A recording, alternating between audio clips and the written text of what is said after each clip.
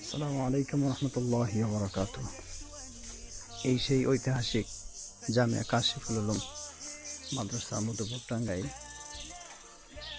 বাম পাশে হচ্ছে কিতাব বিভাগের জন্য নবনির্মিত বিল্ডিং এবং আমার এই পাশে হচ্ছে নুরানি কিন্ডারগার্টেন।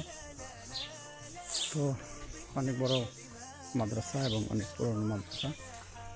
এখান থেকে আমি মুফতি হাবিবুল্লাহ মধুপুরি আমার শিক্ষাগত জীবনের পথ চলা এখান থেকে শুরু। সে সময় এই পাশটার পেছনে আছে নদী, এখনও নদীর উপরে এটি নির্মিত।